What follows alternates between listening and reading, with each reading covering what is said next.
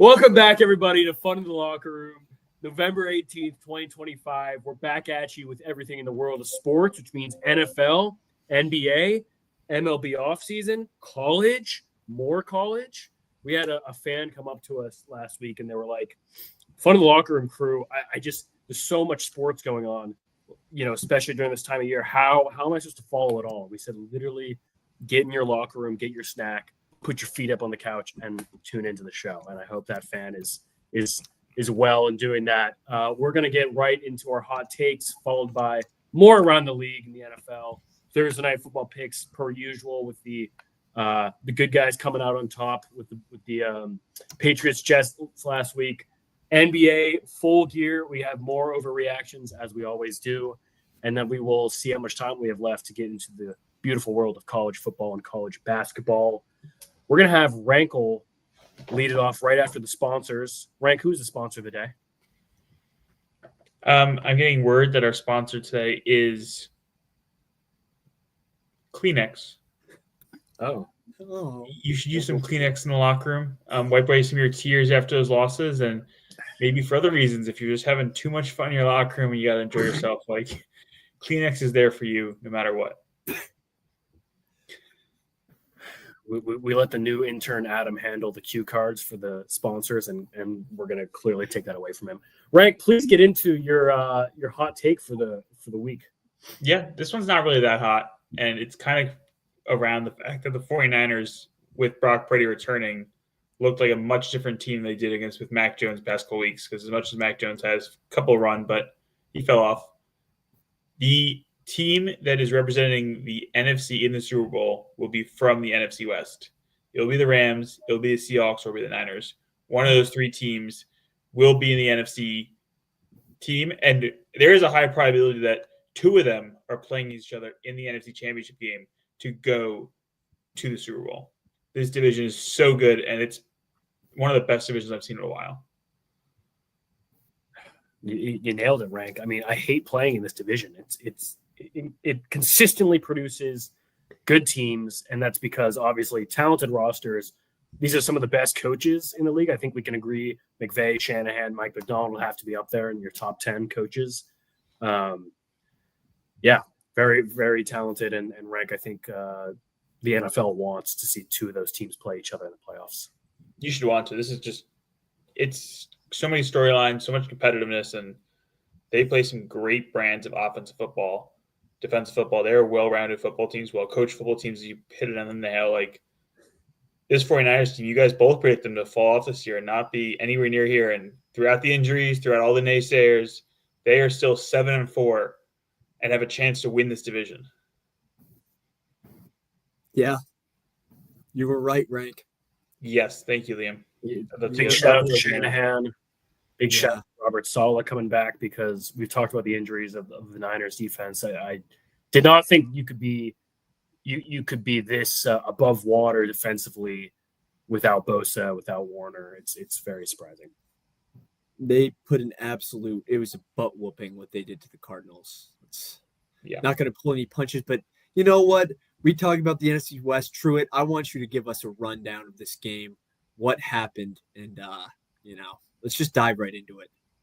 Yeah, thank you, Liam, for a great segue. That leads me to my hot take, which, as the viewers can see, I am not in my home right now. I am in a forest and at an unnamed location, and that is because you'll see by the fogs around me that I'm seeing ghosts right now.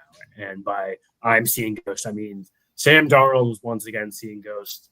Obviously, that's a reference to the long time ago Jets game that he had when he did not do well, but my take is Sam Darnold has a serious Rams problem, because I'm not even going to pull up any stats, but if you even eye test Sam Darnold in the last 2 years, Vikings, Seahawks, 1 year apiece, and you look at every game in which he did not play the Rams, you see some amazing, dare I say, Pro Bowl stats. And if you look at the 3 games in which he played the Rams, one of which was in the playoffs, it is genuinely concerning. In case you didn't see, 4 interception game. I don't really feel like I need to get into the testament that is to the rest of the Seahawks team that we were able to win it on the final play of the game, but couldn't. But not good situation for the Seahawks, especially Sam Darnold, when you join the division where you have to play the Rams twice a year. So that's my take. We need to figure this out. Agreed. Because like Rick said, we might be playing them in the playoffs, and we have another game against them later in the year. Yeah, I think this regular season game is huge, Truitt. This is going to be not only big, obviously, for playoff standings, but for Sam Darnold's mentality going forward. That being said, 4 interceptions aside, he played like ass. The fact that the Seahawks were in a position to win this game on the last kick, that is a testament to how good they are and how complete they are as a football team. I think their defense was unbelievable, stopping the Rams multiple times at the red zone. Hey, I think the Seahawks team is for real, man. This is probably the most.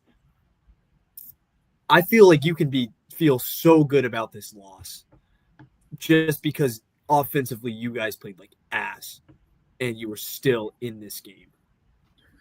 I think normally, before I let Rank go, normally I would agree with you because the defense played well and everything like that. But it's hard to call this as a moral victory because of how instrumental it was for the standings, both coming in at 7-2. Our chance of winning the division, I think, dropped from like 40% to 20%. I do want to take positives away, like you're saying, but it is tough with how much was on the line in this game. Isn't this last year that Sam Darnold lost 4 games to the Lions, to the Rams? This does seem to be a kryptonite, but to Liam's point, if you're going to hang your hat on anything, the fact they threw 4 picks but still found a way to battle this team into a position where you got this, I think it comes down to one, a second wide receiver needs to step up. Cooper Kupp or Rashid Shaheed need to be that second option behind JSN because JSN is amazing and probably top 3 wide receiver in the league right now, but he can't do it all, and he needs somebody else to come up here and really make a difference and give Sam Darnold another option to throw the ball to. Right, 1,000% agree with you. I think that's why we went out to get Shaheed, because Cooper Kupp is, I hate to say it, a little unreliable for what he's done in the locker room. He's unreliable on the field, and that just hasn't translated for Shaheed. That's why we gave up 2 picks to go get him. I want to make a quick note while I remember it for Liam, who is our special teams enthusiast.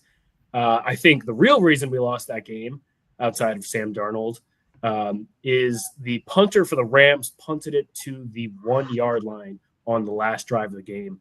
And ultimately, we were asking Jason Myers to kick a 55-plus yarder. Had that punt, hit anywhere in the 20 or gone out into the end zone, you're looking at a much more manageable field goal attempt. So the Rams are just nailing it on every facet of the game. So, and this is not to take away anything from the Rams because I didn't think they played super well, and they still were able to win this game. They fumbled so many times. I'm like, what pissed me off, and I don't know if this is Sean McVay just doing this so that later in the year when they play the Seahawks again, it's like a trick, but giving Blake Corum the ball 4 straight times at the 1-yard line when you have Kyron Williams, when you have Devontae Adams and Puka Nacua, that is insanity to me. But they won the game, so I guess it doesn't matter. I think these are the 2 best teams in football. I don't know. I'm excited for the rematch.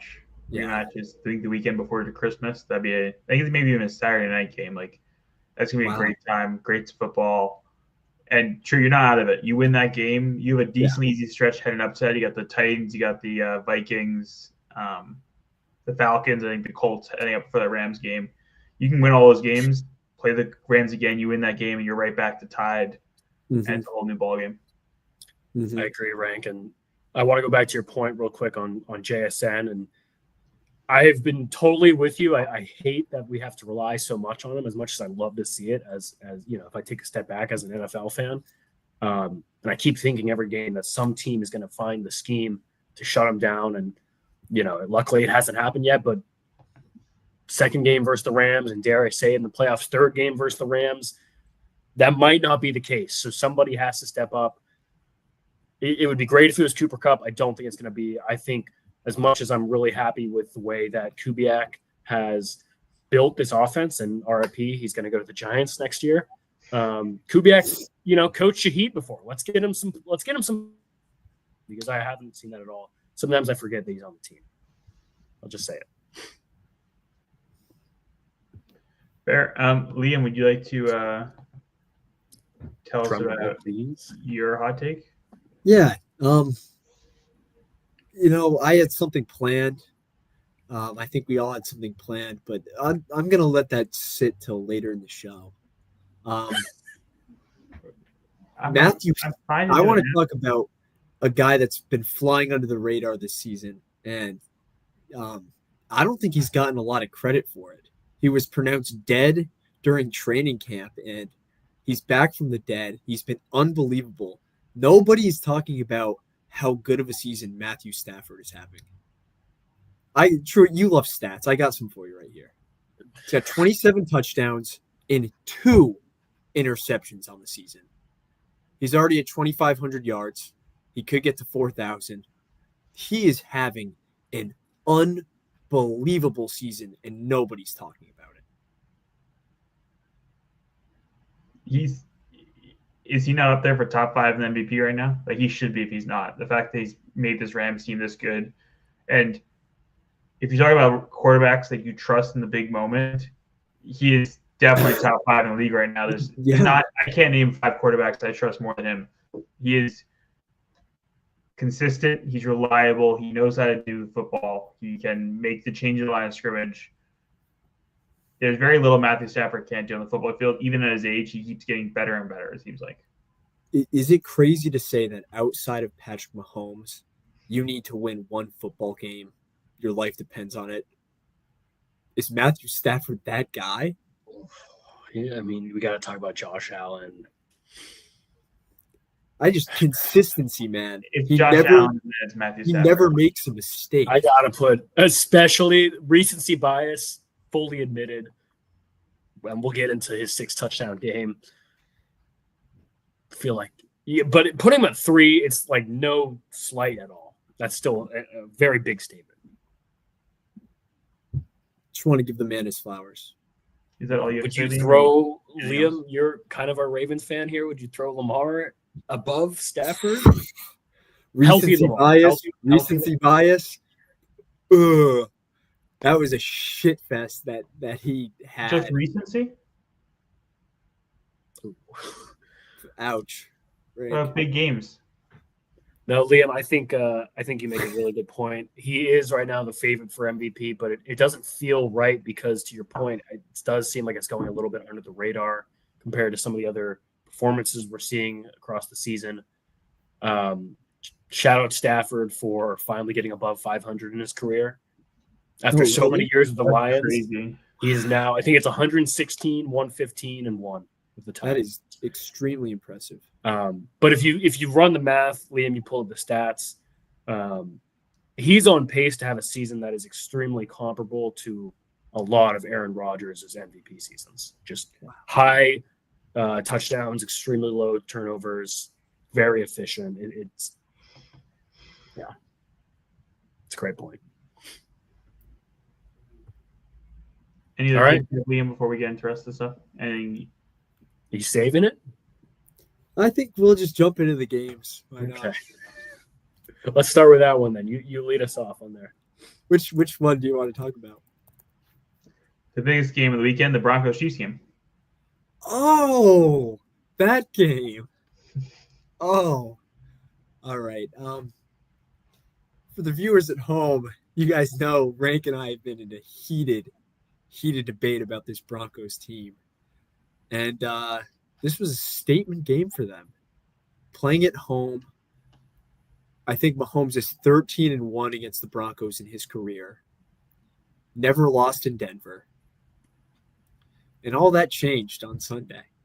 I want to give a huge shout out to Mr. Will Lutz, my GOAT kicker personally. He had the game of his life. Dude was banging them from all over the field. Field goal after field goal through the uprights. Bo Nix did exactly what he needed to do. He game managed. He got the Broncos in a position to hit a game winner. And, we saw it happen. Now, I want to turn it over to Rank. I believe you have something that you want to say for the viewers at home. Start recording, Adam. Yeah, everyone, clip that. I, Sean Rankle, know little about football. Only what Liam tells me, because I'm a simpleton and a homosexual for Bo Nix, who has a beautiful big arm and a large, plentiful something. And that insane Broncos defense who I want to tackle me from the front and the back. These are my thoughts and my thoughts only.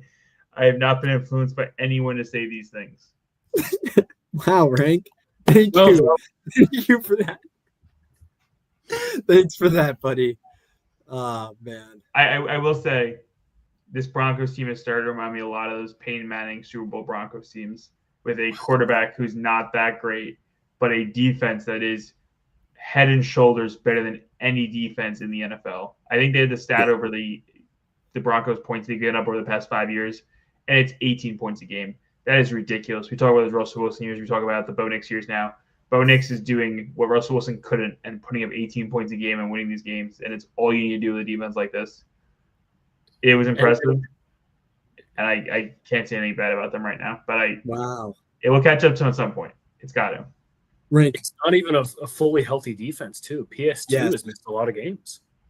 That's what I was going to say. I think Sean Payton has not gotten enough credit for being an offensive-heavy coach in New Orleans, coming to Denver and turning this into it's been the best defense the past couple of years. Mm-hmm. They're an absolute weapon. I have never seen a Mahomes-led team get stifled on third down time and time again like they were in this game. It was incredible to watch. Liam, how disgusted are you that Sean Payton is 7th, according to Vegas, for Coach of the Year? It just doesn't make any sense. But the NFL does have a little bit of a bias against him for actions that have occurred in the past. So it's not that surprising. However, fair response to his actions. Yeah, it's not fair that he's being punished. No, it's fair. Now? He did pay his players to injure other players. Okay. Let's quickly flip the script. I feel like we come across this every year. And I am ready, and I know you guys are going to kick me under the table here.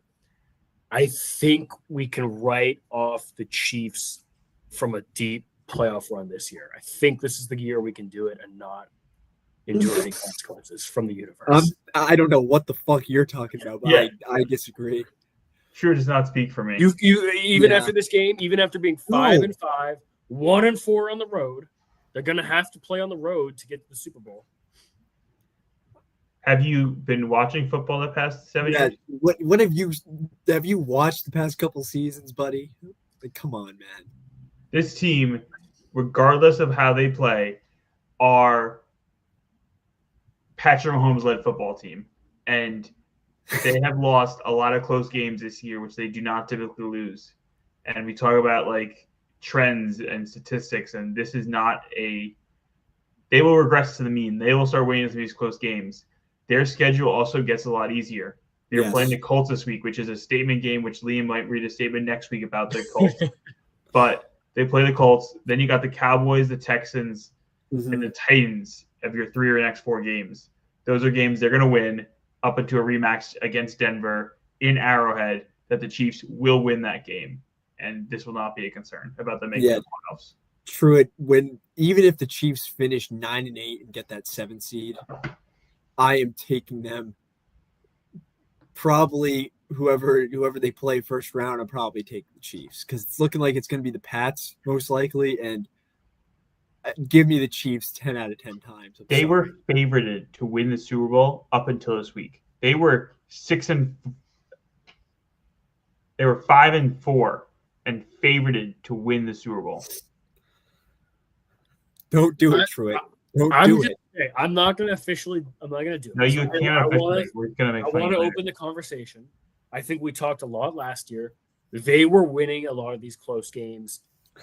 from some sort of drugs, voodoo magic, whatever was being done in the locker room. Taylor Swift was in there giving private shows or some shit to Travis Kelce to get this whole team fired up. And that's how they won games last year. Rank, you mentioned regressing to the mean. Is this the mean that they've regressed to? They're not winning these close games by phantom PIs and field goals, blocked field goals, fumbled field goals.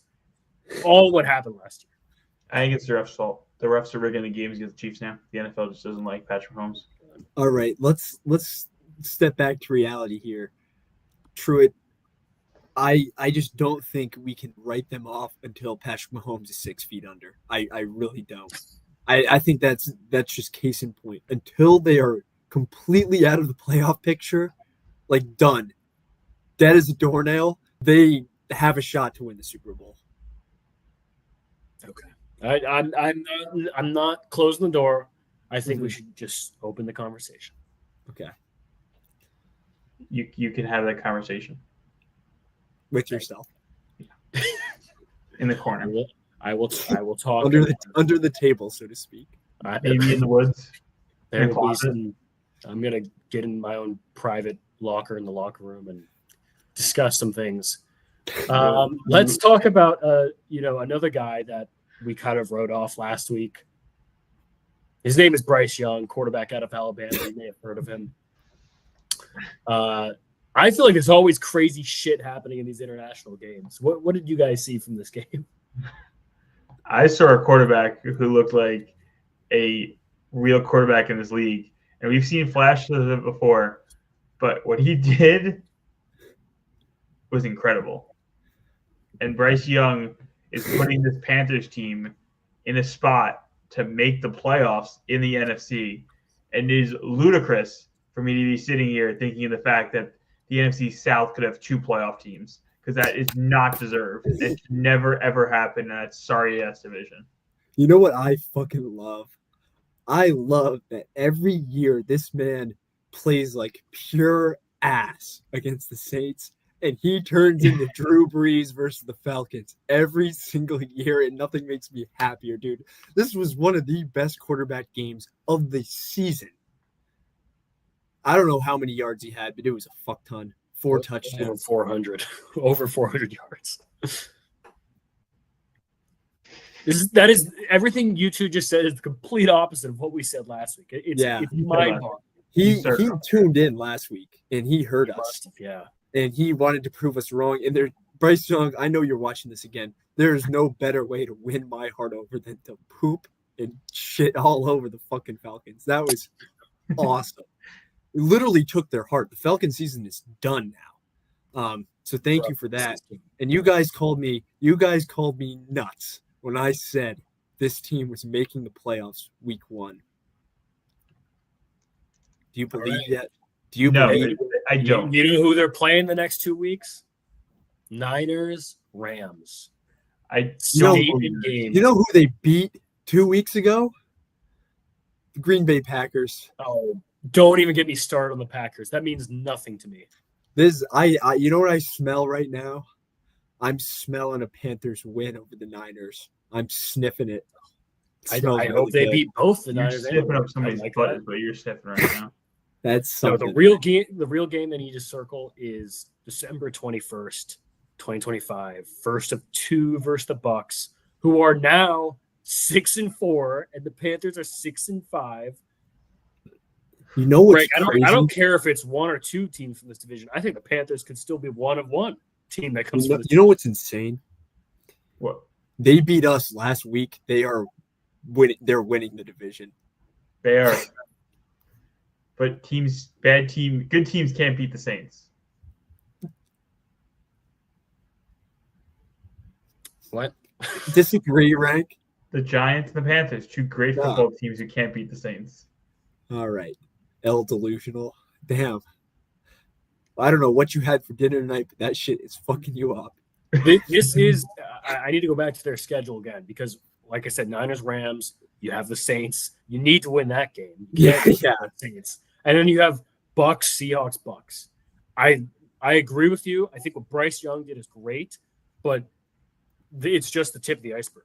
shit just got real. I mean, it just got fucking started. You have, no offense to the Saints, but you have 5 of the 6 next weeks are against very good football teams. This is Bryce Young.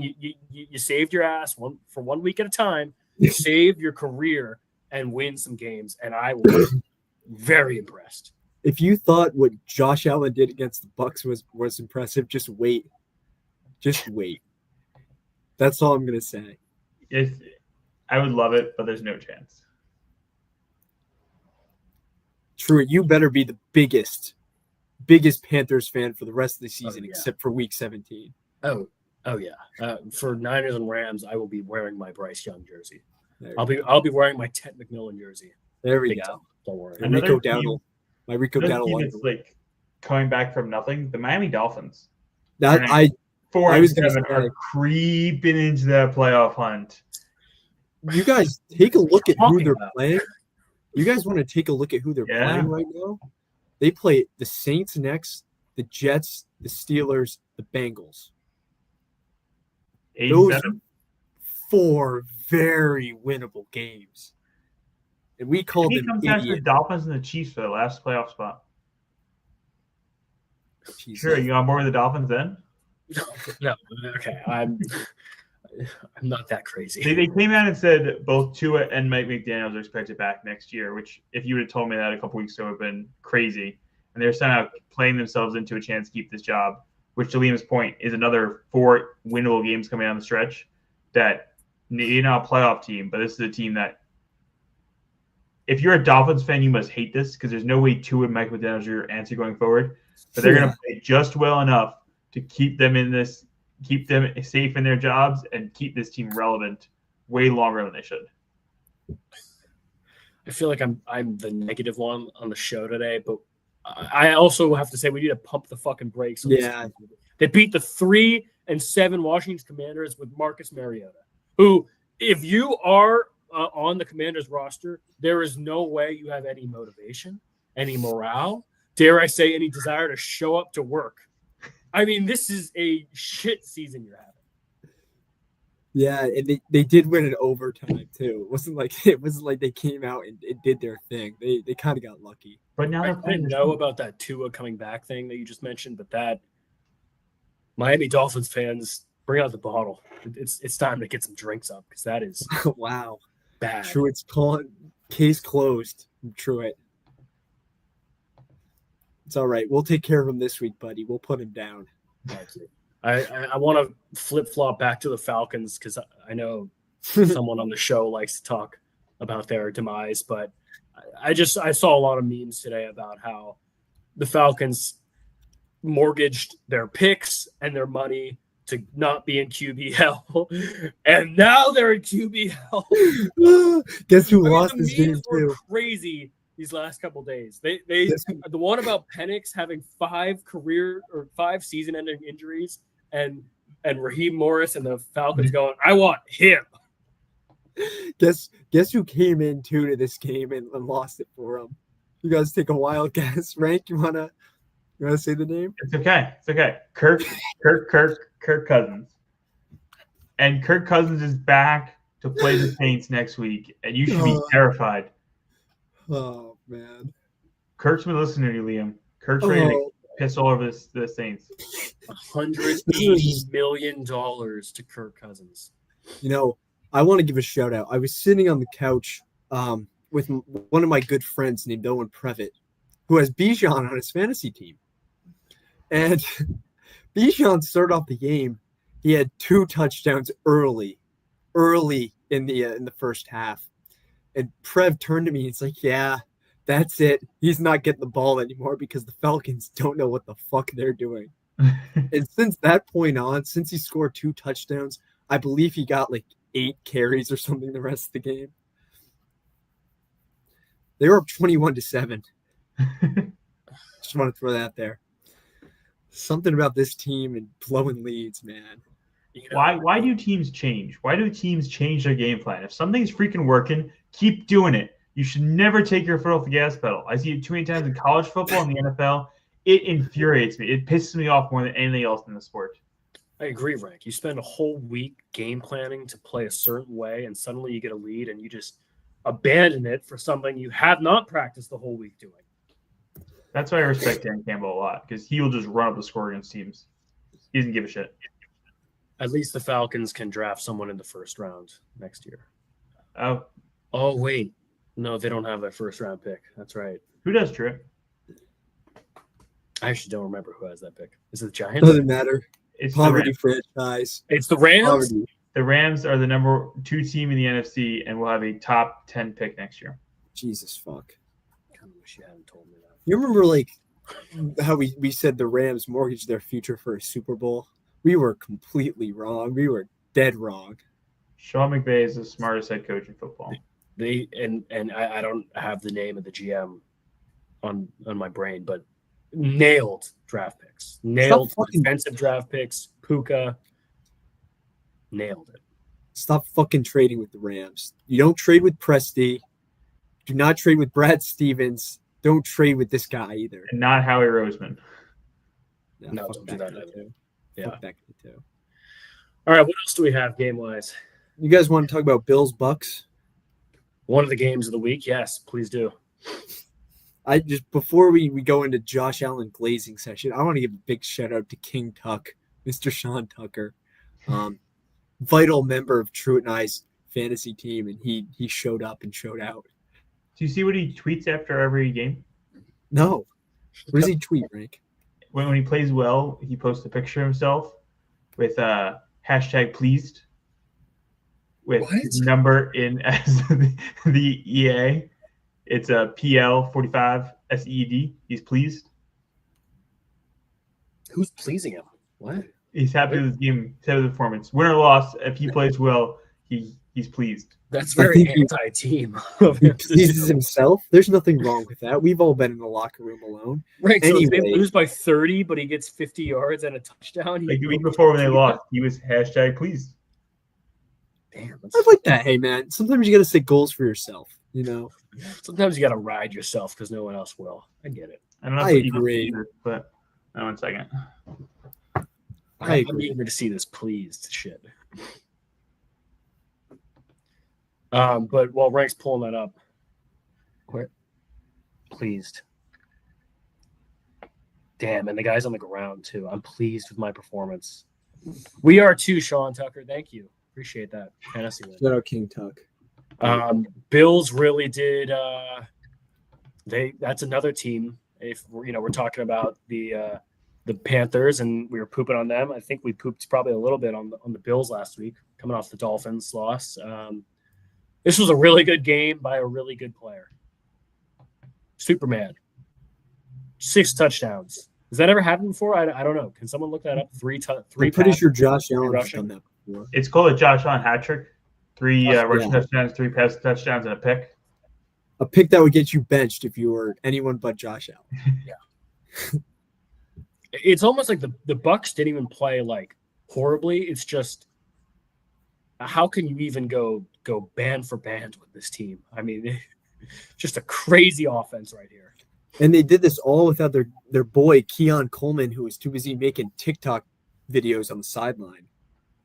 Shout out to guy they just picked up, Terrell Shavers. Shavers. Random fucking generic ass 2K name. Dude came alive, had the game of his life. So shout out Shavers, man.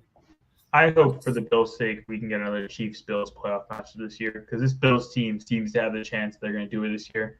They play bad against bad teams, but they show up against these good teams in the AFC and NFC. I've heard that story before, Rankle, but for some, never mind. I'm not going to get into it. I'm Go not for gonna it. get into it at all. Go for it. No. It's just they play bad. The Bills play bad against bad teams and lose.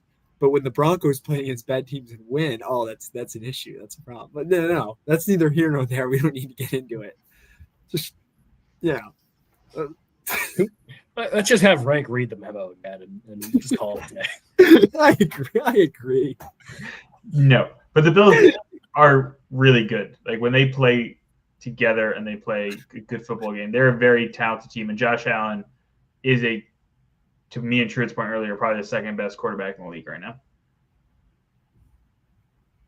I think you said it well, Rank, and I I was watching the broadcast like in the second quarter, and I love how I forgot who was announcing it, but they're just talking about like these random receivers for the Bills. Like totally forgot someone like Gabe Davis is on this team and just made his season debut. Back? Yeah, made his debut or whatever. It's just crazy. It's wide receiver by committee to the max. Yeah. It's what the Packers want to be. They suck. Packers wide receivers suck. Romeo Doubs dropped like 5 balls this week. It was ridiculous. Well, Big Guardian cap slipping over his eyes. Before we move on, are we concerned about are we hitting the panic button on the Buccaneers after a fiery hot start? Bucky Irving should be back soon. I think that will try to settle it down. I think they have talented other players coming back from injury. Their ceiling might be lower than we expected, but they're still really talented. I don't know what I mean. I don't like this from their defense, though. This is a tad concerning. This is not the defense of years past.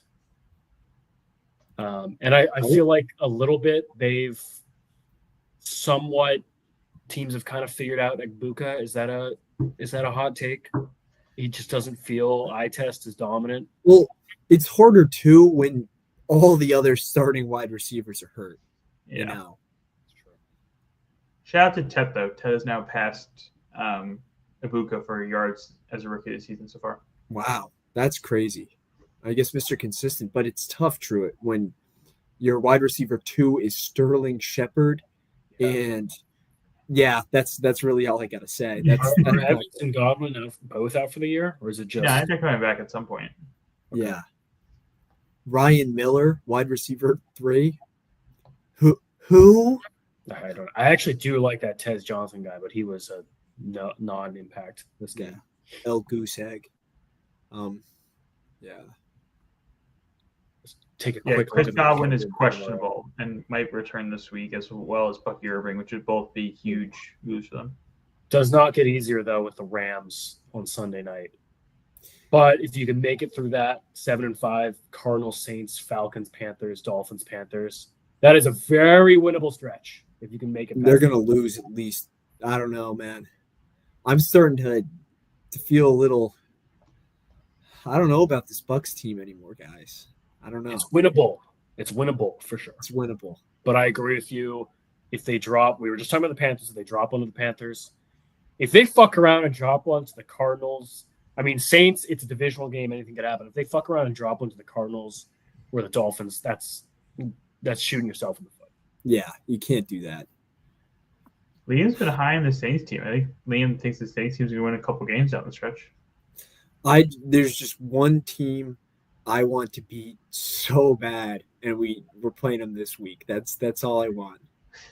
I nothing would make me happier than we beat the Falcons, and they finished one game above us in the standings so that we get a better pick.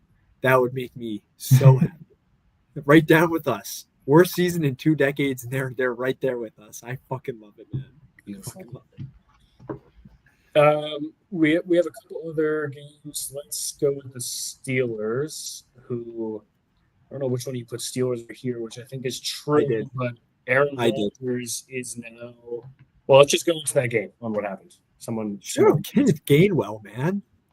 Who the hell saw this one coming?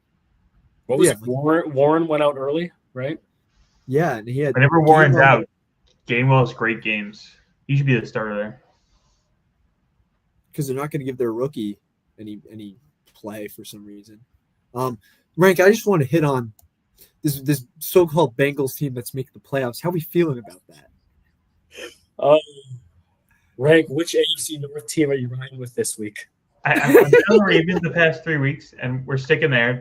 The Broncos team is gone. It's goodbye. We don't talk about the Broncos team anymore. Rank is like the town pike for this division, man. Hopping team to team.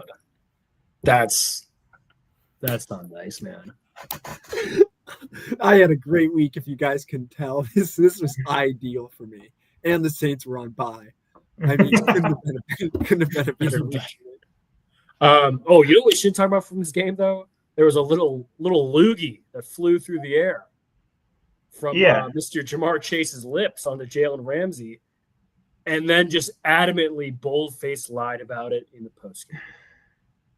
It's got to be one of the stupidest things. Like keep your head together. You know that's going to get you a penalty, going to get you suspended. He's missing next week. Not that they have a chance anymore, but still, it is ridiculous. And to go back to if anybody out there is a Jamar Chase fantasy owner, you must be pissed that he do something stupid like this and get himself suspended. So deserved, because if you do something like this, you better have fucking 120 yards and 2 tuds. He had a stinker. So deserved. So utterly deserved. And Jalen Ramsey, he likes to talk. He's been an elite player in this league in the past. He loves to talk. But also you have to know that the league made an example with Jalen Carter before the first play of the season even happened. Like, made an example of him right away, set the tone. I just don't understand why this stuff happens too. Stupid. So that's a season that's over. Bengals season is over. Are they rushing Joe Burrow back for Thanksgiving or no? Yeah, Frank, what are we saying here? I hope he's back for Thanksgiving, just for all our sakes, so we can watch a decent game of football. But if you're a Bengals fan, I don't know why you'd rush him back. If you're a Bengals fan that's already paid for tickets, I think I understand your opinion. But if you're a Bengals fan that wants to be good in the next 5 years, you should definitely you should just shut him down for the season. Let's be honest. It's really shitty to say, but you just should. You got the Patriots, Ravens, Bills, Ravens. Good luck. That's all I got to say. Good luck. Yeah, that's rough. The Ravens, Liam, let you start us off here. Lamar did not have a great game. This was a shit fest. Mark Andrews began the season like pooping his pants every single game, recording goose eggs. He had an incredible performance, became the Ravens' all-time leading receiver, and scored his first ever rushing touchdown in the same game. That fake rollout tush push. That was sick play too. No, Rank, you said when the Ravens were 3-5 or 2-5, something like that. 1-5, whatever you said, that they could make the playoffs, that they would win the division, and I think you're spot on, man. I think you were spot on. I'm looking at the rest of their schedule. Jets, Bengals, Steelers, Bengals. Those Steelers games are going to be. Yeah, they play the Steelers twice to end the year, and it's going to come down to those 2 games. Well, that Rodgers, that's. Yeah. Now that Rodgers hurt too. How long is Rodgers out for? I don't know. I don't understand how he's still taking hits like this, because, bro, he gets rocked every single game multiple times. Weird, but I can't believe the Ravens came back from the dead. Aching left wrist is the injury. Aching left wrist. Sounds a little soft to me. That does sound very. I was going to say some choice words. But this Ravens team is probably not as good as they've been the past couple of years, which is surprising because Liam said this was the best team around Lamar Jackson starting the season. But they are the best team in this division and will win this division with those 2 games at the end of the season. And they'll find a way to win the division. I don't think they'll go far in the playoffs, but Lamar Jackson's good enough to bring this team there. Wow, that's some Lamar praise. Flipping it just for the hell of it, talking about Shedeur Sanders getting in the game. Little trivia for you guys. Shedeur Sanders, who went 4-16 for 47 yards and a pick, had the worst rookie debut statistically since. Any guesses? Josh Allen? I need it one at a time. We both said Bills quarterbacks, Nathan Peterman or Josh Allen? No, neither. Older than that. Older? Do you know this guy? You know this guy, yeah. Eli Manning? Not Eli Manning. Older. Older. Tom TB. Brady. No. I'll tell you. Terry Bradshaw. Oh, wow. Wow. Not horrible company, but that stat doesn't mean anything. Like, this was a very poor looking debut after Dylan Gabriel went to the locker room. In Shador's defense, he should have definitely gotten some run before this. Have you seen some of the reports that came out that said Rex Ryan was talking about it on the Get Up show the day after, that Shador Sanders as the backup QB wasn't even taking any reps with the starters, and he wasn't running. I'm blanking on the name. The scout squad, the team that scouts the other team's offense, and he wasn't even running that as the backup QB. Was this like a refusal, or was he just not allowed? I don't know if it was a refusal. I don't know if it was a coach decision or his. They were just talking about it on the show, and I was like, you're just setting your quarterback up for failure in the event that this happens. Like, I don't think you typically have your backup quarterback, such a young guy playing scout team. It feels like scout team is probably your practice squad guy, because it's not. You're in the scout team. You're not preparing for the game. You're preparing for the other team. Yeah. Is it normal for the backup to get runs with the first team? Like, you're telling me, I mean, you should get Sam some. Darnold sitting I down, don't and the backup guy come in. You should get Rex some. Ryan was pretty disgusted. I don't have any idea. Yeah. Would be. He's had great quarterbacks in his career. Great QB management with the Jets. Hey, He's hey, okay. I mean, He's still an NFL coach. I was can- just also shocked a little bit. shit on them all you want, Rank. Browns are worse in every facet. Every Oh, yeah. facet of the game. You know, It's is it pretty bad. surprising at all? Is it surprising at all the Browns mismanaged this so poorly? No. No. Sorry ass, dingy ass franchise.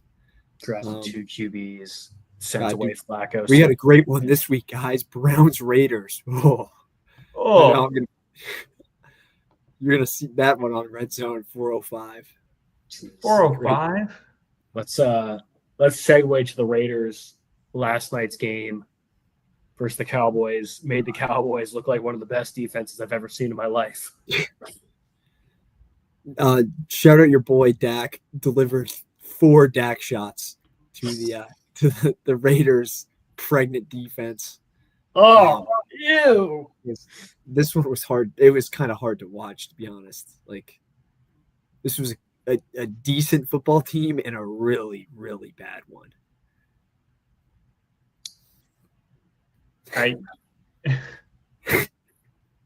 This Raiders team, I did not know what they were doing in the offseason. They're trying to retool, make this team competitive with Geno Smith and Pete Carroll, who Geno Smith had one good year with the Seahawks that wasn't even that good, just good statistical season. Statistical, that's it. 2, fine. And miserable seasons everywhere else. And they thought they could put this team together and win games with Chip Kelly as the OC. I'm not sure what Tom Brady or Mark Davis are smoking in Vegas, but like Pete Carroll needs to be fired. Team needs to clear house. Everybody needs to be gone. And you need to rebuild around maybe Ashton Genty, who's probably having one of the most disappointing rookie seasons as a running back in a while. Like, if you draft a running back in the top 15, they need to be a freaking stud. And he has been anything but that in a Raiders team. And it's probably not his fault. This team is really bad, but he's done nothing. And his team has done nothing. And you need a clean house quickly. Well said, Rank. I don't think it's entirely Genty's fault, but there was a guy that played on a really bad team named Saquon Barkley that still put up really fucking good stats. And I'm not saying Genty had that hype coming out of college, but it makes me really sad as a Seahawks fan seeing Pete Carroll and Geno just look like embarrassments. You okay, Liam? That was just such a stray. It wasn't meant to be a stray. That was the first running back I thought of that was taken in the top 10 picks that played on a bad team and still performed well. It was the first one. What other ones do you think of that come to mind? No, you're good, man. You're good. Christian McCaffrey and the Panthers? Were the Cam Newton Panthers still okay around that time? I don't know. I don't know when he got drafted. Whatever. They need a clean house. I'm done with this Raiders team. get them off my screen. I will turn off Red Zone if they come on. Exactly why I bought Sunday tickets, so I don't have to watch the stupid Raiders ever on my TV. It's fair. Joe Alt and the Chargers, and you guys have made fun of me forever talking about left tackles and the impact they have on teams. Rank, we've agreed. Yeah, I don't think we've made fun of you. Yeah. I think you thought I talk about it too much. You can talk about it all you want right now. Please, yeah. This Chargers team is nothing without him. They Nothing. are absolutely garbage. Justin Herbert's got no time to throw, and when you're a quarterback, as Truitt knows as Sam Darnold, who's got no time to throw the ball, bad things happen. And bad things happen in this Chargers team. They can't run the ball. They can't throw the ball. Their defense is on the field constantly, and what is actually a pretty good defense got absolutely destroyed by the Jaguars because of time possession. And the Chargers will go as far as left tackle is healthy, and he's out for the rest of the season, and this Chargers team is in danger of missing the playoffs. Frank, I think you're very spot on. This Joe Alt is a perennial MVP candidate when healthy, clearly, because these are my two favorite teams to talk about because they're just the primetime merchants and the 1 p.m. window failures, and one of them had to win, and it was in demolishing fashion. On the flip side, Rank, where do you this was the most dominant performance of the weekend. What the hell got in this Jags team, and is this sustainable for them? You think they can keep it going? They're locked in that last playoff spot right now. The And they interesting play the Cardinals, Titans, Jets. Titans again are still on their schedule. A couple of easy wins. The interesting thing about the Jaguars, and it's what's going to make this Chiefs run to the playoffs harder, is the Jaguars have the tiebreaker.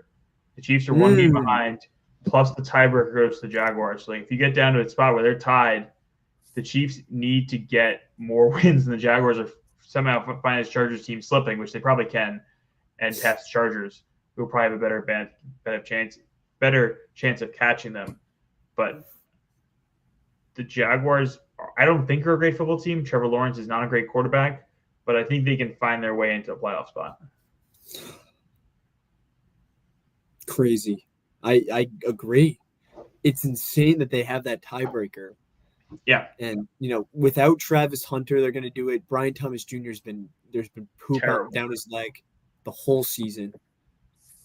The fact that they're probably going to make the playoffs is insane. I don't want them to make the playoffs. I don't.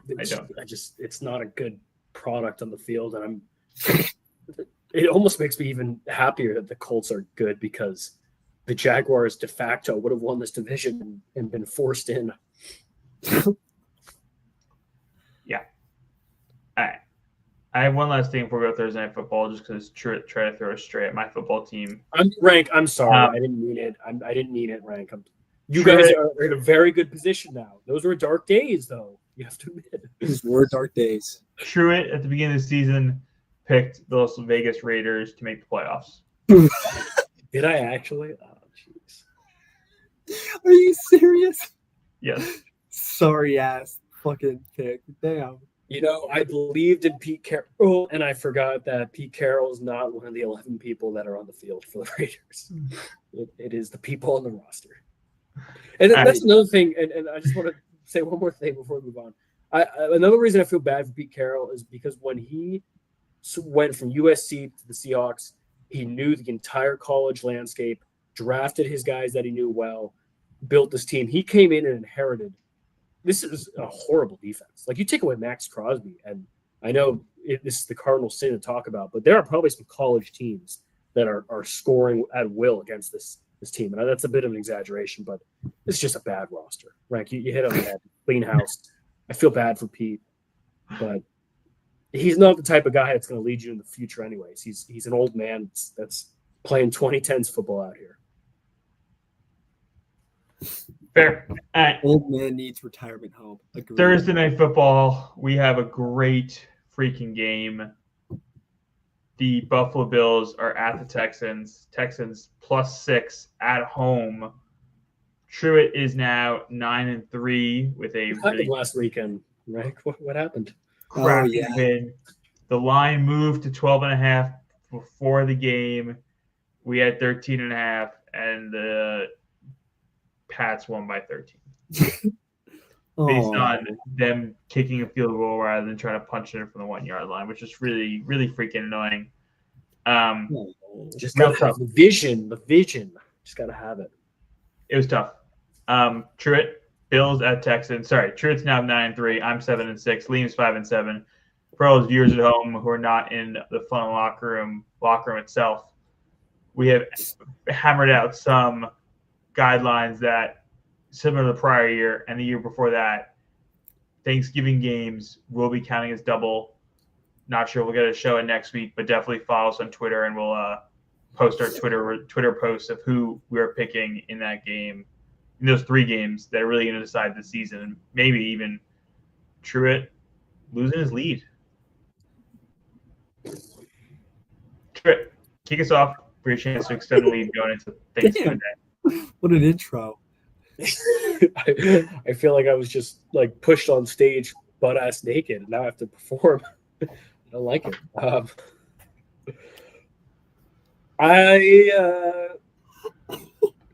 Can I defer again, please? No. Bro, I'm very interested in the fact that you guys are 7-6, 5-7, and this could be huge for you guys. You know why I wanted to defer? It's because it's Bills Texans. I love my home underdogs, but I need to stall. I'm thinking of how to stall. You are making your pick first today. Is CJ Stroud playing, or is it Davis Mills? I don't know. That changes a lot. yeah, because if CJ Stroud was playing, no shot I'd pick them. That's kind of exactly what I was thinking too. I think it's Mills. I am gonna go with the Bills. It feels safe, and that's not usually what yields me wins, but CJ Stroud is out, if that changed your mind. It feels right, honestly, because I'm not worried about Davis Mills putting up points. It's Josh Allen blowing his fat performance into the Texans. I'm going to stop talking. I'm going with the Bills. What? It's cover 6 on the road. Yeah, I will also take the Bills. Oh, thank God. I trust Josh Allen every day of the week. And twice on Thursday nights. Damn. Oh, man, this could be a chance for me to gain some ground. Liam, you can even go double or nothing on you. Feeling crazy? I was thinking about it. I'm not going to lie. I was thinking about it.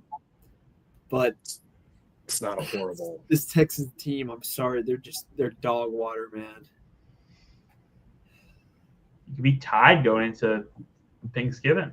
Not even with Davis Mills at the helm? Doesn't make you feel any better? Listen to what you just said. This Bills defense is really not good. They're like the worst rushing defense in the league. If they get the ground game going, it changes the whole narrative. I guess it's a squad ride this week. All taking the Bills. Once again, you've gone from debating double or nothing to picking the other. And you know what? Last time it worked for me, Rank. Last time it worked for me. Guys playing a little scared going into Thanksgiving weekend. I understand.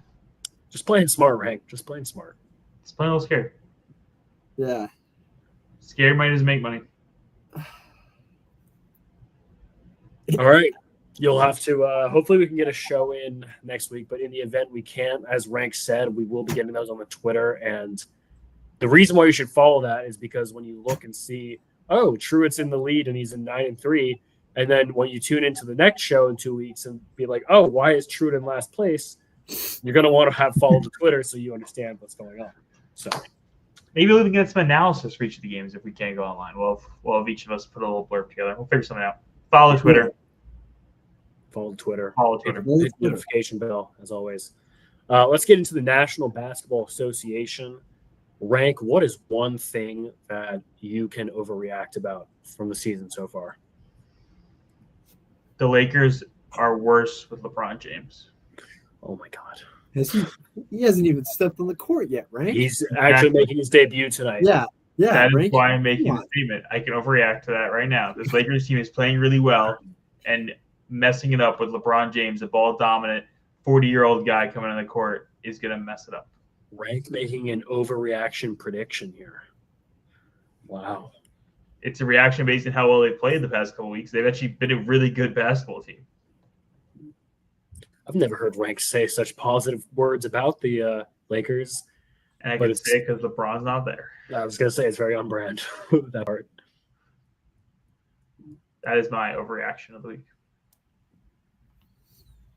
Liam, what's your overreaction? I got two for you guys.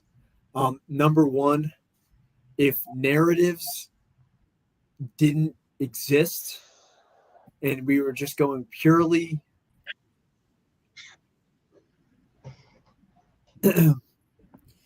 if narratives didn't exist and basketball was purely about greatness and we're talking about most valuable players, Jokic would be vying for his 6th straight most valuable player award this season. He is having this season maybe his best. He is unreal. This Nuggets team is so complete. And he's doing this all with Tim Hardaway Jr. as his teammate, which makes it so much more impressive. That is a stray. He's actually playing very well this year. He just moved in the top 25 and all 3-pointers made. It's weird how these guys just get their bread buttered by other guys and all of a sudden he's taking a leap. He owes his entire basketball career to Luka Doncic and Nikola Jokic. Okay, that's my little tangent. I got another shout out NBA Player of the Week for you guys. I wait 1 second. We'll send it out on Twitter. All right, and he belongs to the same team as the first guy. Oh wait, I gotta sign back into my locker room. Never mind. Continue. The Detroit Pistons 2 seasons ago lost 28 straight games. This year they have won 10 straight. You want to talk about trusting the process? Look no further than Detroit. Jalen Duren is my player of the week. He's been unreal, kind of coming out of nowhere and just absolutely dominating for the Pistons while Cade's been out. This guy's he's the man. That's all I got. I think we said on the show last week, these are like low-key Shaq type numbers, like 25 and 15, not taking a shot outside the paint. It's very exciting. I think going back to your point on the losses, we're in this era of like people getting caught for gambling. I think Monty Williams should probably be investigated for when he was the coach of that team, because that team was like way more talented than setting the record for most losses in a row. Yeah. Another thing, they're winning all these games with Tobias Harris out. Coincidence or not? I don't know. Shout out Tom Casper. What is that even? That's really all I got. I don't think things have really changed other than Wemby's now hurt. Saw that. What about the firing in New Orleans? In fact, Oh, yeah, they Willie hired a head Green? coach with their star 3 players all hurt. I mean, he's been picking butt for the better part of his tenure there. He hasn't been doing shit. How many years has he been there? I don't know. I have Too no many. frame of reference. Yeah, to Liam's point, definitely just picking butt the whole time. Sets the starting lineup and then turns his brain off. No coaching adjustments, no strategy, no. Just all it is, hand and butt. Yeah, Liam I like think, hand and butt is what I'm I think I didn't really have a take going into this, but it just feels like there's a lot of really bad teams in the league this year, and it's just kind of the point where I don't really I'm not very comfortable when they're talking about expansion because, let's be honest, we should probably delete some teams. There's no reason the Pelicans need to be a team. If you took all of the Pelicans players and dispersed them across the league would be a lot better. Probably same with the Kings. I think the league would be exactly the same, to be honest, because I don't know. Yeah. Maybe a couple of these guys get on a roster. If you deleted the Pelicans and the Nets, Wizards, the Nets can go, please. And the Nets, and I'm trying to think of one other team. I hate to say it, but we'll just go with the Kings. Yeah, I was going to say the Hornets or the Kings can go. Yeah, to your point, Liam, the league would be the exact same. I don't like expansion. It seems the other thing that they've been talking about in the league, I don't know if you guys have seen the reports about like the fact that the second apron has created like a gap in the middle class in the NBA contracts. And I think your boy Liam was talking about it. Norm was talking about how like if the second apron didn't exist, he'd still be in the Clippers, he'd still be on the team. I think the fact that it really has become guys are getting super max and max contracts who one don't deserve it. And then there's a bunch of guys just trying to get minimum contracts just to stay around the league. They need to kind of figure out the salary cap situation that it's more balanced and that's more fair. Yeah. That you can have these teams build players around them rather than just being very, very top heavy, which is what the league's becoming to an extent. I agree. The CJ McCollum and was it Grant Williams were the leaders of the CBA completely fucked up. Yeah. Yeah. I think if you're going to put this intense ceiling on the cap to the point where I think a good reason why the Celtics completely blew up their team, probably for the better in hindsight, but they knew changes need to be made, A, because they were aging, but B, because it just doesn't make sense to pay that much money to players that aren't going to get you to another championship. But at the same time, it seems like there's no restriction to how massive these contracts are getting. And I understand why they want to do this apron stuff, but it's crippling teams. Just talking about my own team, like we're going to be, pardon my language, YouTube, we're going to be fucked in a few years because of just the absurd amount of money that we're paying J-Dub, Chet, and Shea. And we're escalating with these contracts towards this very hard ceiling that has very severe punishments. I think you put it well, Rank, that there is really no middle class. It's these superstars. And, hey, I have $1.5 million I can offer you. What would happen if you got rid of the salary cap? The Lakers and Celtics just buy everyone. It'd be baseball, yeah. You think so? Like the Thunder are paying their guys right now. Yes, I think there would be teams like that, but like the Pelicans, who the fuck is going there? Like, who the hell is going to the Kings? Who's going to Kings now? Rank, maybe I'm just speaking off the brain right now. Like Talim's point about the Pelicans, maybe the Pelicans are like teams like the Wizards and the Hornets and the Nets who are, they're barely comfortable with paying all the salary they have to pay.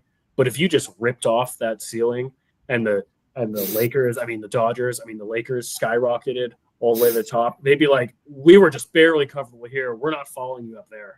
And then the gap becomes bigger. They should sell the team. They should sell and move these teams. There are plenty of markets and plenty of people in the world that would spend money on these teams in different cities. Like move the Pelicans to Seattle. Okay, let's play a little game. What teams should be relocated? The Wizards are in a great market. DC's a good basketball market. They just need a good owner who's going to pay money for their team. Nets need to be gone. Nets there's no reason for them to be in New York. No. Rank, as a DC resident now, do people in DC actually care about the Wizards? It just feels like nobody nationwide cares about them. DC is a basketball town. Like Georgetown gets fans when they're good. The college basketball gets fans when they're good. The Wizards are so irrelevant right now. Like, why are you going to go pay money to go watch this team play? They've won one game. One freaking game. I'm not spending my money to go watch that. Like, nobody should. It's pathetic. They've lost 11 in a row. Like, I feel like the past 2 years, we've had teams set records for the longest losing streak, and we're going to see it again this year. Probably. And you have Pelican, Chauncey yeah. Billups admitting the Blazers were tanking. You reached the point where NBA stars are, one, not only being bribed, but two, are admitting to tanking, and they're making decisions based on that. And what is tanking getting you? Absolutely nowhere. Yeah. In the past couple seasons, what the worst team in the league hasn't gotten the top 5 pick, I think. No. Why are you trying to lose? Compete. Yeah, I'll- but then, I'll say then Detroit. Rank, do you end up in the Chicago Bulls, Atlanta Hawks sphere where you're just as good? You're just good enough to be 500 and put people in seats.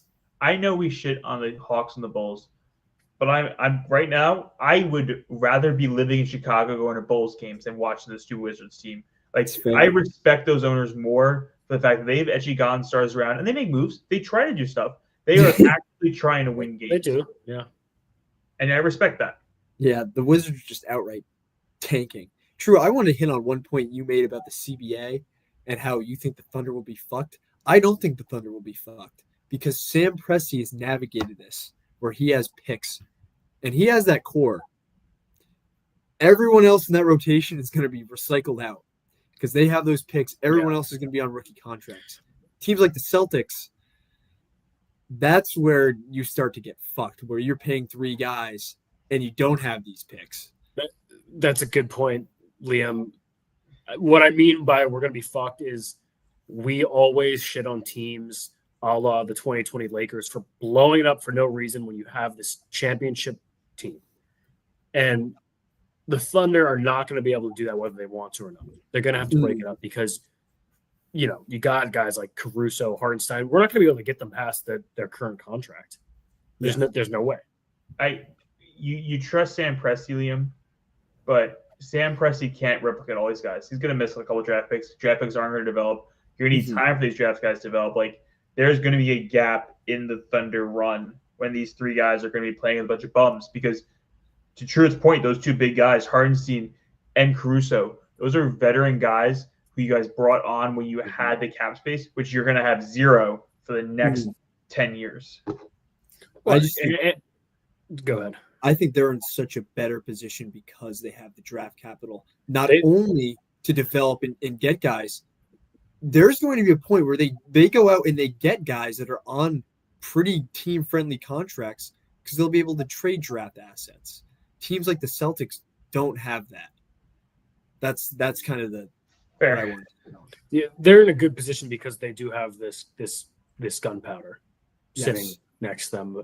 And you might, Liam, to your point, you got to go find we're gonna have to get rid of Dort at some point because ever since the bubble, he's been coasting on this glorious $15 million a year contract. And at some point, he's like, "I'm an NBA champion. I consider myself the best defender on this team. Someone better pay me $30+ million." But you find someone that's on that $15 million contract. I know it's a funny statement, but point being, yes, it's good to have this gunpowder next to me. We were like that, though. The Celtics had the gunpowder. There was a long time for about not 8 or years that it was, will the Celtics make the pick? Will they trade a bunch of guys? We had that, and I think the Thunder will reach a point where they will trade those guys for that star, and it's nerve-wracking. And you're at this point where I think I've discussed the truth in the past. With those picks, it's anticipatory. It's like, oh my God, what can we do with these picks? But then it's the fear when you make that move. Did you fucking screw up? Did you get the Rudy Gobert or did you get the Kevin Durant? Yeah, exactly. We were talking about there was a lot of rumors we're going to go try and get Lauri Markkanen, with a bunch of picks, throw a bunch of picks at him, and it's a good predicament to have. But it's scarier than in years past for sure.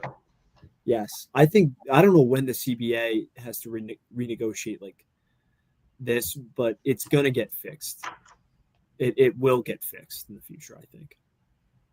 I don't like that we're approaching paying players $80 million a year. It's just there's only so much money. I know the NBA is just getting way more money with these new deals, but you remember what happened in 2016 when they gave Alan Crabb $30 million and they all thought that we were going to get way more money, and then Yeah. The NBA didn't. Those contracts were horrible. Tyler Johnson. Timothy Mozgov. Timothy Mozgov. Wow, dang. Yeah. Yeah. Yeah. Entirely. Crazy. Anything else NBA before we get over to our favorite college team? I think I want Liam to kick off college basketball because he's pretty passionate about it this weekend. Actually, I want to give a shout out before we jump into a dear friend of ours, Jeremiah Whitty. He had some great comments about our Villanova Wildcats, and the Cats are 3-1 on the year. Yeah. Game tomorrow night. Yep. Play LaSalle tomorrow, and this game has been marked on my calendar specifically. I want to see us. I just want to see us dominate team. I want to see us go out there and kick some ass, and not be scared, and not drop games to Temple or St. Joe's or LaSalle or Drexel. I want to see us put our foot in someone's ass and twist it around a little bit. Yeah. I want to give a big shout out to Bryce Lindsey, who's been hooping so far. He's averaging 23 a game. Insane. We've been stroking that 3-ball. We've been moving the ball around, playing great defense. Shout out Duke Brennan. I think he's had a couple 20 rebound games already, which is insane. I really like what Willard's done with this team. I just want them to keep up the intensity. And I want to just demolish some teams, man. That's what I want to see. I think Willard's got to get him fired up because he knows what we've been in the Big Five the past couple of years and what the Philly Five has been like, and he's not to let that happen. He's going to come and fire up. Did you hear his press conference the other day? He's making fun of some players like toe issue. He's like, these guys nowadays playing hurting his toes a little soft and he's not playing. It's like he's definitely a way different head coach you've had in the past. He's holding players accountable. He's got them fired up. They seem to enjoy playing for him. Lindsey's been absolutely ridiculous. Acadian Lewis has also been great. 8 assists the past week and moving the ball well. It is a very talented team that keeps getting better and better. And I'm ready for some Big Five play and for hopefully some wins and revenge. Let's win the Big Five. We can't drop any games. No games dropped. Rank, I hadn't heard that interview quote, so you just mentioned it, but I'm glad you brought that up because let's be honest here. When you're leading a group of young men who, they haven't developed the mental fortitude that professionals have, and you're leading these group of young men, do you think Kyle Neptune had 1/50th of the balls it takes to say something like that? He tucked his little wang between his legs and he waddled off. That's with this stupid looking turtleneck that he always wore. Oh, he just want to rip that off his head. And the best part of all this is, other than Duke Brennan, every single player has got eligibility left. Every single player is young. Every single player is developing. And Willard seems like the type of coach to keep these guys around and continue next year. And it's going to develop back into what Villanova is used to. And I'm excited to let us get into these Big Five games. Let's get into these big non-conference games towards the end. And let's get into some Big East play where I think we should be the third best team. We should be a top 3 Big East team this year. Yeah. We should. There's no reason not to. And with Willard at the helm, I'm confident that we can achieve that. And I'm confident Lindsey taking those shots down the stretch and winning us those tight games. I feel a lot more safe with a point guard who can make shots than, no offense to Eric Dixon, a power forward who's taking step back threes behind the arc. Yeah. I don't have any real sense of framework for who's good in the Big East landscape this year outside of us and UConn. St. John's, UConn are good. Georgetown's coming back up. Creighton will be solid. You said Creighton sucks? I think Creighton will be solid. They'll be fine. Marquette lost to Maryland. Marquette's not going to be as good this year. Providence was supposed to be good. They haven't played great. DePaul and Seton Hall are ass as always. Fuck Xavier and Butler. Fuck them. Yeah. It's going to be, I think, the games that are going to be competitive are obviously UConn, St. John's. Yeah. Georgetown will be a good game this year. They've gotten better. And Marquette and Creighton are always competitive games. Beautiful.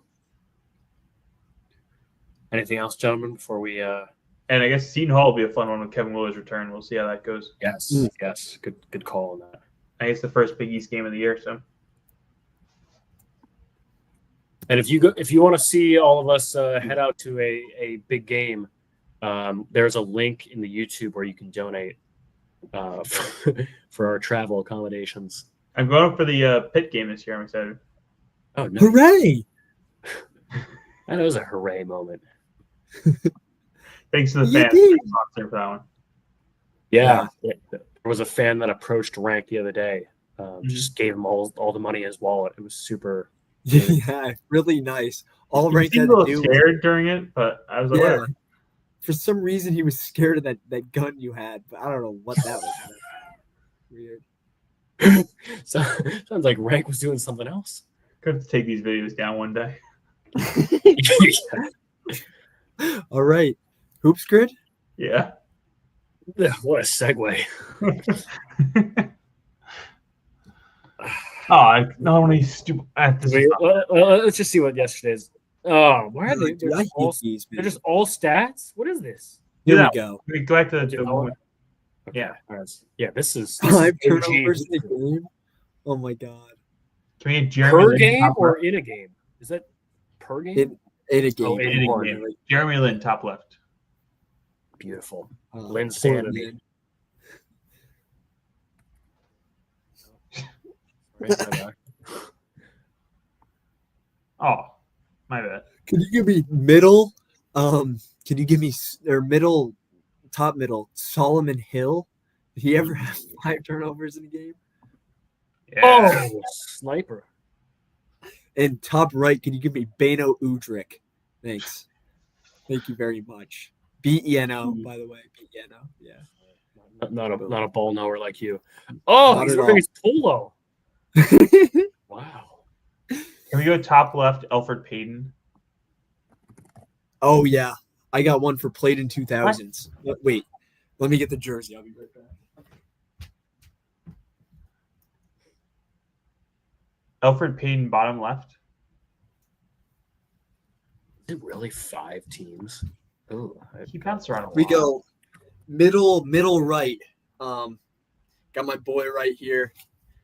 Give me Travis Bonesaw Outlaw. Come on, baby. wow. No picture or anything. Wow. It's my guy. Let's get another one. Oh, I thought he was Pelicans. Legend. Is Russ Smith not Pelicans? He was Pelicans, but he didn't play in the 2010s. Oh yeah, damn. Peja, bottom right. I didn't even know that. Jeez. What? Stojakovic. Can you give me? So New Orleans Pelicans, is it formerly the Hornets? Yes, that's formerly the Hornets. Could you give me Amika Okafor? Oh, damn. Face. Let's see. This one might not be high. Yep, definitely get that one out of there. Get that What out. about of Quincy there. AC bottom left?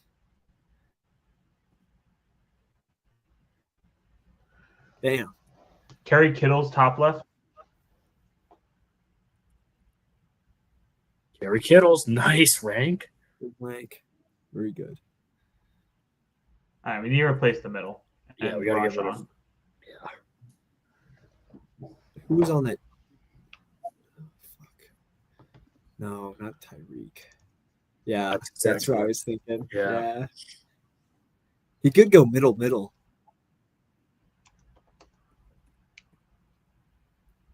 Nice. Okay. All right. Shit. Now I want to get rid of these guys too.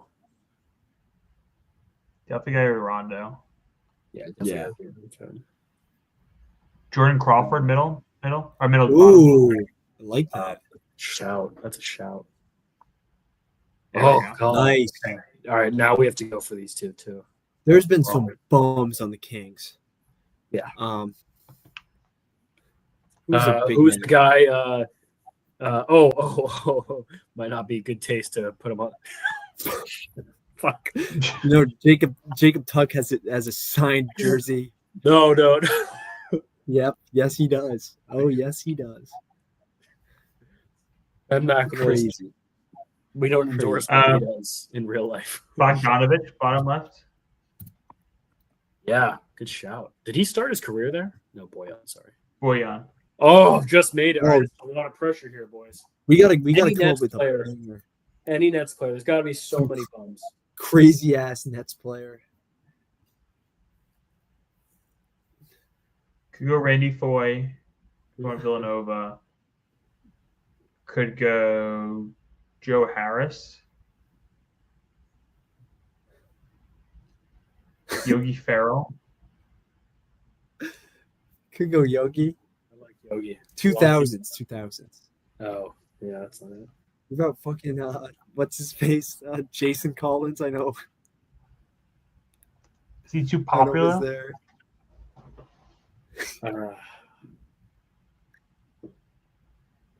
Didn't they have a guy like fucking Nenad or something like that? Christic? Oh, yeah. Yeah. Oh, what? Where did this ad come from? Nenad, was it? Nice. Look at him in his Thunder jersey, too. I can't see it. Oh, there we go. Hi. Yeah. How we do, Truitt? How did you try? God damn it, dude. People are cheating. Sweats. Yeah, this is just, I mean, this is a good-looking, sexy board right here, and just better. Than Oh yeah, some 51%. great looking guys on that board. Christic's he's a looker for sure. They asked him to be in the Bachelor. Fun fact. Yo, chill on him, man. Damn. Oh, yeah, I mean that was. I guess that was me. True. You invited him back to your locker room afterwards? Yeah. No, he followed me in there, and I couldn't get him out. He pitched a 10 in my locker room. We have some birthdays today, Liam. Just gonna let that one simmer for a quick second. No, Ben McLemore. All right. Yes, we have some birthdays today, guys. A lot of birthdays today. Starting over in baseball. Good player for a pretty crappy organization. Shea Langoliers turns 28 today. Happy birthday to him. What team is that? Named the A's, Oh. aka Ass. Logan Webb, one of the best pitchers these past What? couple of years. It's his birthday today. Happy birthday to you. A guy that is near and dear to the city in which I live in now, Boston. Perhaps one of the best Red Sox ever. David Ortiz, Big Poppy, Wow. turns Wow. 50 today. Happy Very nice. birthday to That's you. a big one. Hope he's enjoying himself. Probably gambling, having a good time, smoking a cigar or something. Mm-hmm. Hopefully he's Hopefully gonna doing all find himself in a locker room tonight. You know. I Hopefully. hope he doesn't. Hopefully. Happy birthday to Gary Sheffield, another great player. Oh, yeah. Turns 57 today. And a couple guys, Rank, you might know. We know this guy's son. Did you know he had a father? Dante Bichette. Bo Bichette's Oh, wow. dad. It's his birthday today. Future Does he man. know he had a father? That's a crazy. Jamie Moyer, one of Yeah. the longest tenured pitchers, turned 63 today. 49 who's getting wins? Crazy. Sure, you should And watch then some True, Steven Moyer highlights this weekend. a couple the guys that you really like on here. Gonna give a huge shout out to Jeff Heathcock, whose birthday it is today. I know have his you- jersey. Yeah, I have his jersey. Yes, you do. I ripped off the Heath part though.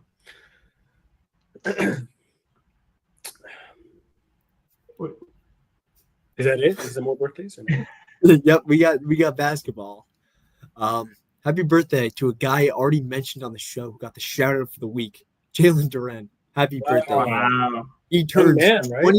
22 years old. That's crazy. Jesus. Insane. So much younger than us. Yeah. Happy birthday to Sam Cassell, legend of the game. And another one of Truitt's favorite guys, John Dixon, turns 80 today. Another one of Truitt's favorites over in football, Caleb Williams. Happy birthday to Caleb. The Tom Brady of this generation, right? That's what he's been called. I thought I said that about Justin Fields. Did I say that about Caleb Williams? You too? said about both. I said it about both? And back to back. You like just fling that around. I'm sorry, Tom. That's incredibly disrespectful.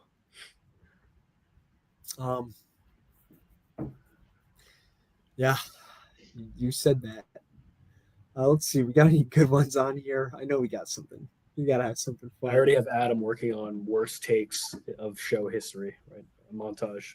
Just, Sure, that'll be on. we there. could do one on Rankles football takes alone, but that would probably be too long. Oh, Too long of a video. Right there, ready for bad takes. Don't even come at me. Probably too long of a video, to be honest. So, we got a big happy birthday to Wayne Falufa, born in 1960. Hopefully, he's living it up. Big old 6'5" for Falufa. Falufa. Paul Wiggin. Wigan. Happy birthday to Wiggin. Singular Wigan. Wiggin, yeah, just singular Wiggin. Okay. Nice. Oh, man. Oh, happy birthday to Todd Bowles. Didn't know it was his birthday today. That's awesome. Nice. Has he done anything? You may have heard of Doug Flutie, but have you heard of Darren Flutie? It's his Darren. birthday today, too. All right. Brothers. We don't really have any good ones today. Oh, in hockey, we got a guy named Cal Clutterbuck.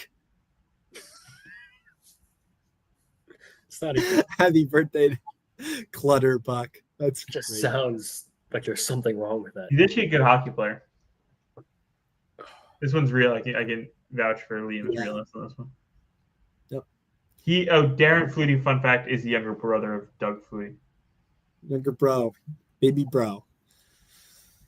And then last player, we got a lacrosse guy for Truett, one of Truett's favorite players, Ben Love.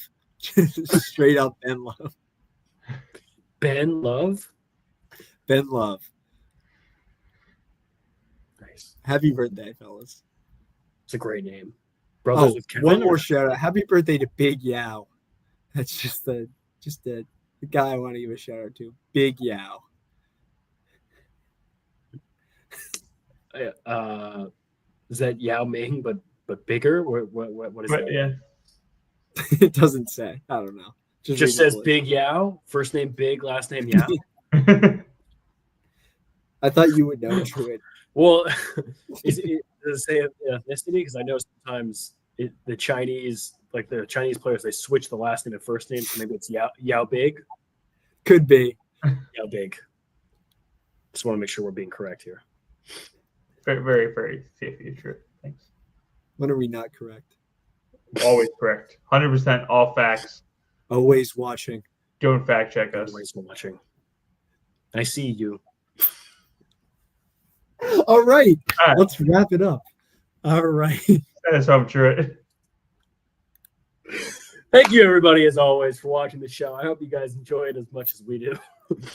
It is November 18th, and as Rank mentioned, we might not have a show next week, but don't worry, we're going to have all the football. And if you miss us that bad, you can see our beautiful mugs on YouTube on the replays, or go into the Twitter. We'll have maybe some blurbs or something going on there. We do love the fans, and we love the sponsors, so we need to make more content. But without further ado, please go get yourself in a locker room, pop open that bottle of champagne and celebrate. You deserve it. We'll see you next